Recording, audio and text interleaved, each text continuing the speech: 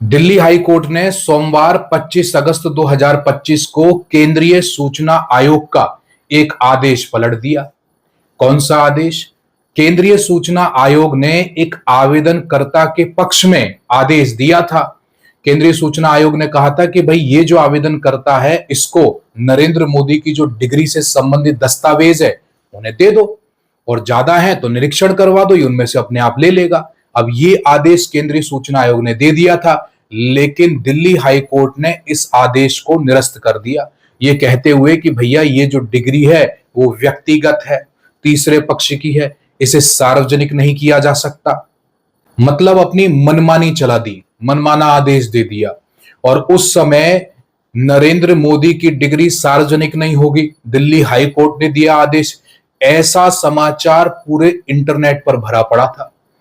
अब दुख इस बात का था कि कोई बता ही नहीं रहा है, जहां देखो वहीं आधी खबर है, आधी अधूरी सूचना है, आधा अधूरा समाचार है। कोई बता ही नहीं रहा है कि भाई दिल्ली हाई कोर्ट ने जो आदेश दिया है वो कितना तो सही है, कितना गलत है, आखिर उसमें कितनी तर्कसंगतता है, भाई लोगों पर इसका क्या असर पड़ेगा, आरटीआई एक्ट पर कितना असर पड़ेगा, ये उन दोनों के अनुसार है भी या नहीं है, ऐसी कोई बात ही नहीं कर रहा। बस एक ही बात चल रही थी कि भैया दिल्ली हाई कोर्ट ने आदेश दे दिया कि अब नरेंद्र मोदी की जो डिग्री है वो सार्वजनिक नहीं होगी।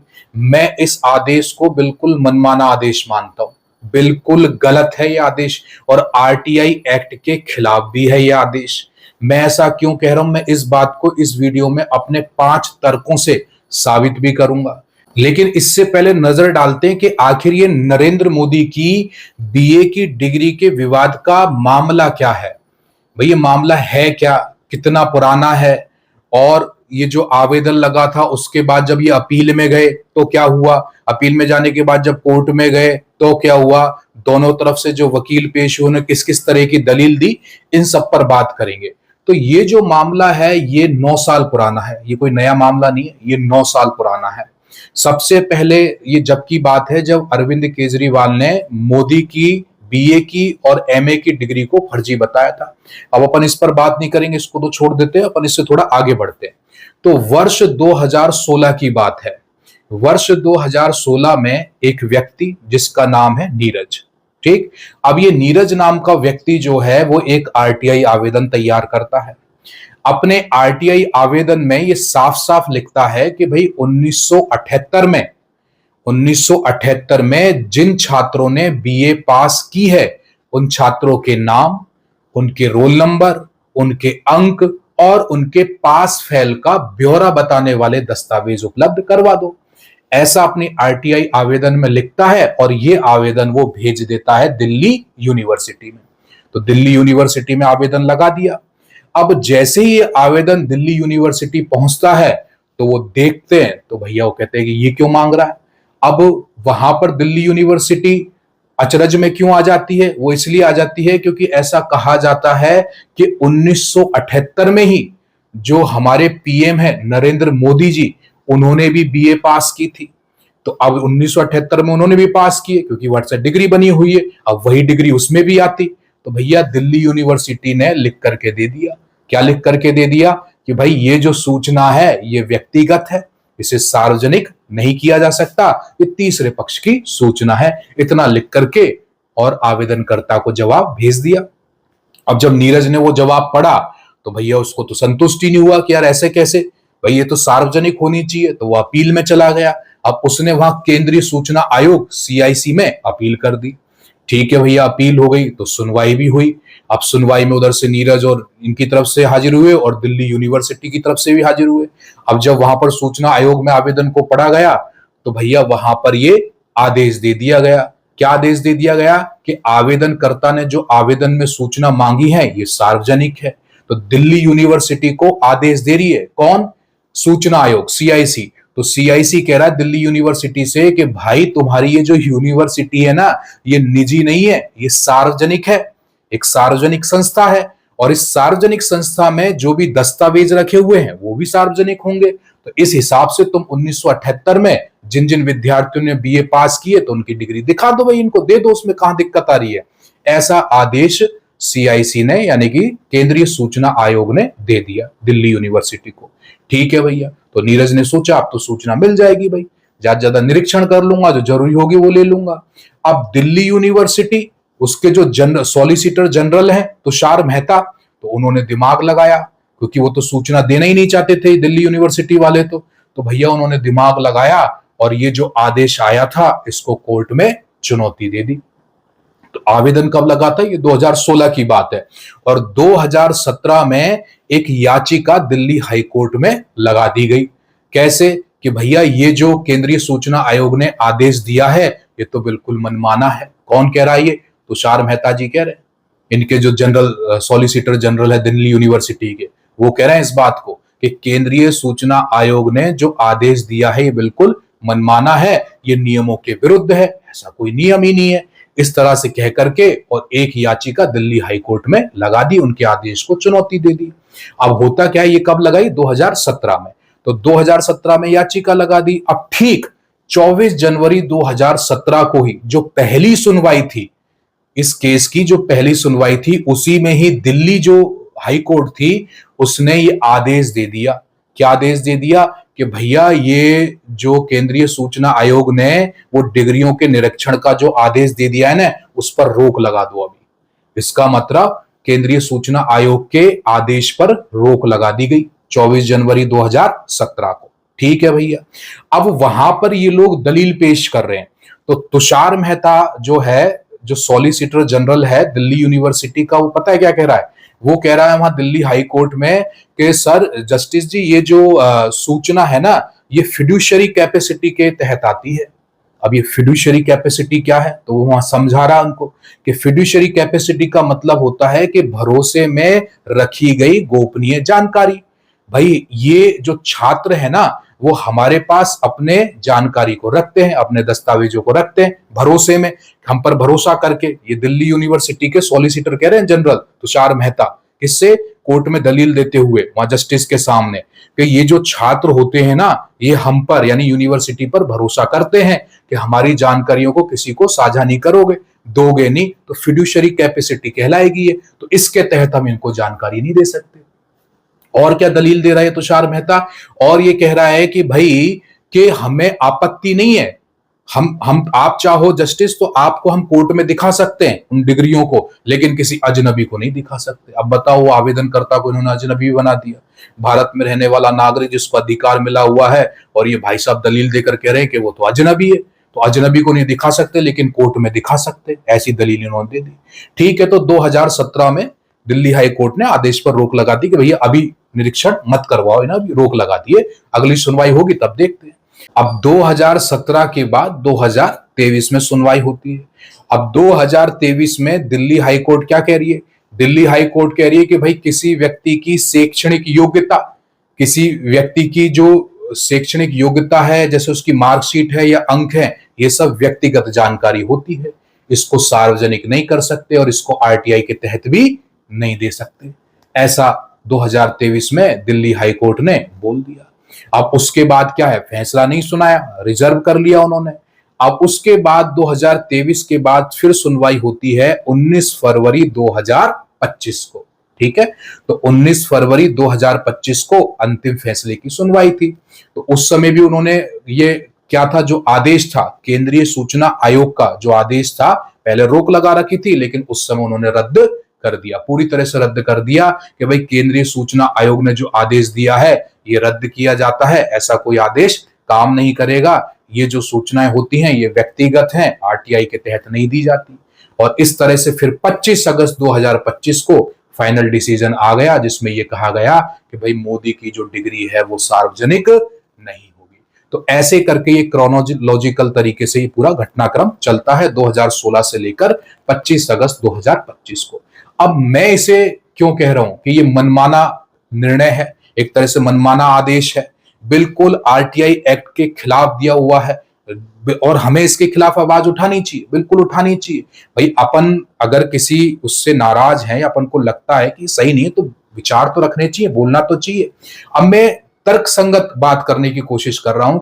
अब मेरे पास 5 तर्क हैं, अब चाहे से आप इन्हें दलील बोल लो।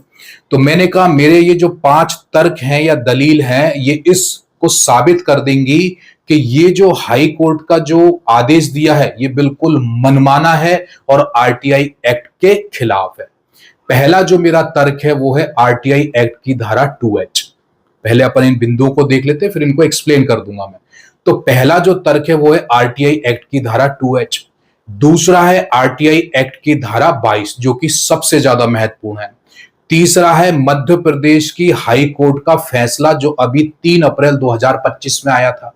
चौथा है मेरा तर्क चुनाव वाला, और पांचवा है जो यूनिवर्सिटी और जो छात्र हैं इनके बीच उन दस्तावेजों को लेकर संबंध, या उन दस्तावेजों का यूनिवर्सिटी और छात्रों से संबंध। तो ऐसे करके ये मेरे 5 तर्क है। पहला आरटीआई एक्ट की धारा 2H, दूसरा धारा 22, तीसरा जो मध्य प्रदेश हाई कोर्ट है उनका जो 3 अप्रैल 2025 को फैसला आया वो, चौथा है चुनाव को लेकर के, और पांचवा है मेरा यूनिवर्सिटी और छात्र इन दोनों के बीच में जो दस्तावेजों को लेकर संबंध है वो। अब एक एक को समझते हैं। अब देखो धारा 2H, धारा 2H क्या कहती है? धारा 2H कहती है कि भाई यदि कोई व्यक्ति सार्वजनिक पद पर बैठा हुआ है, सार्वजनिक पद पर बैठा हुआ है और किसी भी तरीके से वो अगर सरकारी लाभ ले रहा है, चाहे से वो अनुदान की बात हो, किसी पैसे की बात हो, या फिर उस पर किसी तरह का नियंत्रण हो या नीति हो, ऐसा करके तो कैसे भी वो सरकार से प्रभावित हो रहा है, सार्वजनिक पद पर बैठा हुआ है, तो भैया आरटीआई कहता है कि आप किसी भी तरह से सूचना रोक ही नहीं सकते। उसकी जितनी भी जानकारी जो उससे संबंधित है वो पारदर्शिता बनाने के लिए है, जवाबदेही बनाने के लिए है, ईमानदारी दिखाने के लिए है। तो आप सूचना रोक ही नहीं सकते, आपको सूचना देनी ही पड़ेगी। अब ये कई स्कूल वाले यूनिवर्सिटी इसी को तो लेकर के बच जाते हैं। वो कहते हैं साहब हम तो आते ही नहीं आरटीआई में, हम तो आते नहीं। क्यों नहीं आते हो? अगर किसी तरह से तुम पर नियंत्रण सरकार का, तो आते हो तुम। तो धारा 2H ये कहती है साफ साफ, जो भी किसी सार्वजनिक पद पर है या किसी नियंत्रण में है, सरकार से प्रभावित है, तो भैया सूचना देनी ही पड़ेगी, रोक ही नहीं सकते आप। इसी तरह से फिर आती है आरटीआई एक्ट की धारा 22। अब ये जो 22 है धारा, ये तो अपने आप में सुपर पावरफुल है। ये धारा 22 क्या कह रही है? ये आरटीआई एक्ट 2005 की धारा 22 कहती है कि इस अधिनियम के प्रावधान किसी अन्य कानून में लिखी गई बातों से ऊपर होंगे। ठीक है, यानी कि आरटीआई एक्ट की धारा के जो कानून है ये सबसे ज्यादा ऊपर रहेंगे किसी और बजाय अन्य कानून में लिखी गई बातों के। अगर किसी कानून में गोपनीयता या सूचना रोकने का प्रावधान है तो भी आरटीआई एक्ट का प्रावधान लागू होगा उसके ऊपर। इसका मतलब ये हुआ कि आरटीआई कानून सुपर पावर जैसा है। मान लीजिए कोई दूसरा कानून कहता है कि यह जानकारी गोपनीय रहेगी, लेकिन आरटीआई कानून कहता है कि नागरिक को यह जानकारी मिल सकती है, तो ऐसे में आरटीआई एक्ट की ही बात मानी जाएगी, दूसरे कानून की बात नहीं मानी जाएगी। अब आप सोचो इतनी पावरफुल धारा, वो तो खुद कह रही है आरटीआई एक्ट जो धारा 22 है, वो ये कह रही है कि भैया दूसरे कानून में चाहे से कुछ भी लिखा हो उससे मतलब नहीं है, लेकिन यदि आरटीआई एक्ट के अनुसार वो सूचना सार्वजनिक है तो आपको देनी ही पड़ेगी। लेकिन सोचो आप विरुद्ध गए या नहीं गए अब इसके, ये है तो वो तो लागू होते ही नहीं इस हिसाब से तो हाई कोर्ट के आदेश, क्योंकि मान्य तो सीआईसी के होंगे, केंद्रीय सूचना आयोग के होंगे। वो तो खुद कह रहा है अधिनियम इस बात को, लेकिन फिर भी देख लो आप सब जगह वही हो रहा है कि दिल्ली हाई कोर्ट ने आदेश दिए, दिल्ली हाई कोर्ट ने कुछ समझा ही नहीं रहा लोगों को कि भैया वो आदेश जो है वो कितना सही है, मनमाना है, कैसा है। 2 तर्क हो गए। तीसरा तर्क आता है मध्य प्रदेश हाई कोर्ट का। अभी 3 अप्रैल 2025 को मध्य प्रदेश हाई कोर्ट ने श्री दुबे बनाम सीआईसी करके एक फैसला सुनाया। और मध्य प्रदेश हाई कोर्ट क्या कह रही है? वो अपने उसमें कह रही है कि भाई ये जो सार्वजनिक पद पर बैठा हुआ व्यक्ति होता है उसकी जितनी भी जानकारी है, चाहे वो शैक्षणिक योग्यता है, अंक है या परफॉर्मेंस या डायरी, जो कुछ भी है, इस सारी की सारी आपको सार्वजनिक करनी पड़ेगी, ये देनी पड़ेगी। ऐसा नहीं है कि आप इसको कह करके बच जाओगे कि हाँ भाई ये तो व्यक्तिगत जानकारी है, तीसरे पक्ष। ये कोर्ट कह रहा है, मध्य प्रदेश का हाई कोर्ट कह रहा है इस बात को। लेकिन आप देखो दिल्ली हाई कोर्ट कुछ और कह रहा है, मध्य प्रदेश हाई कोर्ट कुछ हो रहा है। ये खींचड़ा बना दिया पूरा, समझ में नहीं आ रहा किसकी बात सही है, अधिनियम को मानोगे या इन दोनों की बातों को मानोगे। तीनों सब अलग अलग कर दिए इन्होंने। तो 3 तर्क हो गए आपके। फिर चौथा तर्क है चुनाव। ये सबसे ज्यादा महत्वपूर्ण है। अब आप समझो इस बात को, अगर कोई व्यक्ति सरपंच का चुनाव लड़ रहा है, एमएलए का चुनाव लड़ रहा है, सांसद का चुनाव लड़ रहा है, अब आप देखो जब वो वहां पर चुनाव के लिए अपना वहां आवेदन करता है तो उसके साथ साथ वहां पर वो कितनी सारी जानकारी देता है। ठीक है, अपने रिकॉर्ड की जानकारी, अपने पैसों की जानकारी देता है नहीं देता, अपनी जमीन की, जायदाद की, संपत्ति की, शेयर की, सब कुछ A to Z उसको जानकारी देनी पड़ती है। आप वैसे मांग के देख लो, कोई नहीं देगा, लेकिन देखो आप वहां पर वो दे रहा है, जानकारी बता रहा है। अब सोचो आप चुनावों में वो जानकारी जा रही है तो पब्लिक डोमेन में गई ना, सार्वजनिक हो गई, वहां से वो मीडिया के पास जाएगी, मीडिया से लोगों के पास में जाएगी। तो सोचो जब जानकारी वही सार्वजनिक हो गई तो अब क्यों नहीं दे रहे हो तुम? देनी चाहिए, तुम छुपा रहे हो जानकारी को। तो अब तुम सोचो कि वो व्यक्ति जो पहले ही प्रतिनिधित्व कर रहा है पूरे भारत का, जो पहले से ही सार्वजनिक पद पर बैठा हुआ है, और तुम उसकी डिग्री कोई नहीं देना चाह रहे थे, तो गलत है। तो चार तर्क तो मैंने आपको वैसे ही समझा दिए। धारा 2H होगी, धारा 22 हो गई, हाईकोर्ट का निर्णय हो गया, चुनाव हो गया, बताओ इतनी सारी बातें हो गई, इतनी दलील हो गई, उसके बावजूद भी क्या मायने रखता है फिर ये आदेश? फिर तो मनमानी लगता है ना आपको। क्या है, दे दिया, मनमानी चला दिया आपने। और लास्ट वाला जो मैं कह रहा था यूनिवर्सिटी और छात्रों का, तो वो तो दलील पेश कर दी थी। जो आवेदन करता था उनके वकील ने भी कोर्ट में कहा ये बात कि भैया ये जो दस्तावेज है ये छात्र के नहीं है, ये तो विश्वविद्यालय जो है उसने दिए छात्र को, तो ये तो जो कागज है ये इसके हैं, यूनिवर्सिटी के हैं। तो यूनिवर्सिटी के हैं तो फिर तो सार्वजनिक हो गए, फिर देने में क्या आपत्ति है? और यूनिवर्सिटी कह रही है कि तो छात्र के हैं, छात्र ने हमको रखने के लिए दिए। अरे भैया, छात्र ने तुमको रखने के लिए नहीं दिए, बल्कि तुमने छात्र को प्रदान किए हैं, उसकी परफॉर्मेंस के आधार पर ही तो तुम्हारे हैं। तो इस हिसाब से देखें तो ये पांचों के पांचों तर्क ये साबित करते हैं कि भाई इस तरह का जो आदेश है बिल्कुल मनमाना और गलत है। और आपने किया क्या है? ये है आपने एक उदाहरण सेट कर दिया। कौन सा उदाहरण सेट कर दिया? अब हर कोई इसको आधार बनाएगा।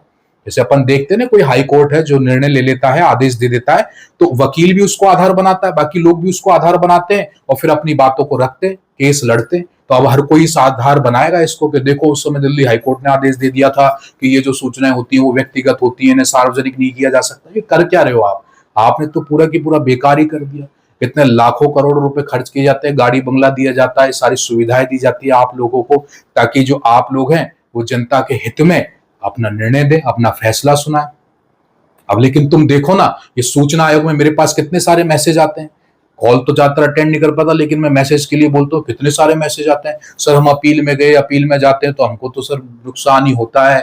वहां जो बैठे हुए हैं सूचना आयोग में आयुक्त जो बैठे हुए वो सुनते ही नहीं है सर, किसी भी तरह का निर्णय दे देते हैं। वो तो हर बार जाओ तो हर बार ये कहते हैं कि नहीं ये जानकारी नहीं मिलेगी, तो व्यक्तिगत है। तो भैया मिलेगी, ऐसा ही होगा। क्यों होगा? क्योंकि जो वहां पर आयुक्त बैठा हुआ है सूचना आयोग में, तुम तो समझ रहे हो तुम्हारा आदमी है, वो तुम्हारे हित की बात करेगा। लेकिन भैया वहां जो आयुक्त बैठा हुआ है वो तुम्हारा आदमी थोड़ी ना है, उनके लिए कोई लिखित परीक्षा थोड़ी होती है। भाई सूचना आयुक्त में जो आयुक्त बैठे हुए हैं उनकी कोई लिखित परीक्षा थोड़ी होती है, कोई लिखित परीक्षा पास करके गए हो, फिर मेरिट बनी हो, फिर वहां लगे हुए हैं। क्या है? चापलूसी करते हैं ये।